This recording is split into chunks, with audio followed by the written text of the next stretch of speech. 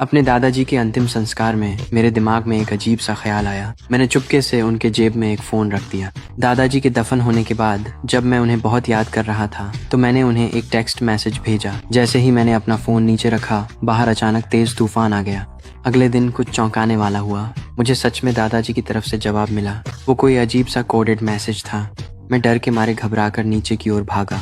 मैंने पापा से कहा कि दादाजी शायद मरे नहीं हैं, हमें तुरंत उन्हें बाहर निकालना होगा। लेकिन पापा ने इसे गंभीरता से नहीं लिया। उन अजीब अक्षरों को देखकर उन्हें लगा कि शायद किसी ने दादाजी के दफन होने से पहले फ़ोन ले लिया था और बस मजाक कर रहा है। जब देखा कि मैं अब भी यकीन नहीं कर रहा हूँ तो पापा ने एक और बात बताई। पोस्टमार्टम करने वाले डॉक्टर ने पहले ही दादाजी का पोस्टमार्टम कर लिया था और पुष्टि की थी कि उनकी मौत अचानक दिल का दौरा पड़ने से हुई थी। लेकिन मैं अब भी संदेह में था। यह साबित करने के लिए कि फोन अभी भी दादाजी के पास है, मैं कब्रिस्तान की ओर भागा, अपना फोन निकाला और उन्हें कॉल किया। वह जानी पहचानी रिंगटोन सुनकर मैं डर के मारे पीछे हट गया। यह सब क्या हो रहा है? मैं खुद को इसके बारे में सोचने नहीं दे सकता था। बस खुद को यही समझा सकता था, शायद किसी हैकर ने दादाजी के फोन में घुसपैठ कर ली है और मेरे साथ मजाक कर रहा है। आने वाले दिनों में मेरी जिंदगी फिर से सामान्य हो गई। मैं धीरे धीरे पूरी बात को भूल गया।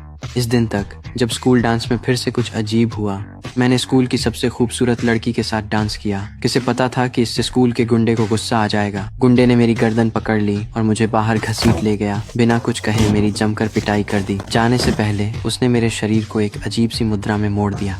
सौभाग्य से मेरी होमरूम टीचर ने मुझे समय पर ढूंढ लिया। उन्होंने मेरी जान बचाई। उन्होंने न केवल मेरी चोटों का इलाज किया बल्कि गवाही देने और गुंडे के खिलाफ हमला रिपोर्ट करने की भी पेशकश की। लेकिन मैंने विनम्रता से उनका प्रस्ताव ठुकरा दिया। घर लौटकर मैं नहीं चाहता था कि पापा परेशान हो, इसलिए मैं अपनी सारी तकलीफें सिर्फ फोन पर अपने मर चुके दादाजी को ही सुना सका।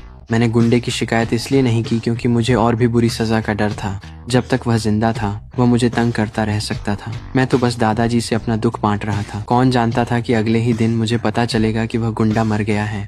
मुझे यकीन ही नहीं हुआ। मैं घटनास्थल पर भागा, ठीक समय पर पहुंचा जब पुलिस वाले उसकी लाश ले जा रहे थे। तो यह सब सच था। लेकिन जब मैंने उसके शोकाकुल परिवार को देखा तो मुझे बदले की कोई संतुष्टि नहीं हुई।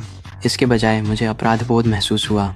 फिर मुझे अपने शिक्षक से पता चला कि गुंडे की मौत बहुत अजीब तरीके से हुई थी। वह पेट के बल लेटा था। उसकी बाहें उसी अजीब मुद्रा में मुड़ी हुई थीं जिसमें उसने मुझे छोड़ा था। हर कोई सोच रहा था कि यह एक हादसा था, लेकिन सिर्फ मैं जानता था कि इसका दादाजी से कोई न कोई संबंध जरूर है। उस रात मैंने दादाजी को फोन किया और कहा कि मैं सच में नहीं चाहता था कि वह गुंडा मर जाए। पूछा कि क्या वाकई इसके पीछे आप ही थे? अगर हाँ तो दीवार पर 3 बार दस्तक देना।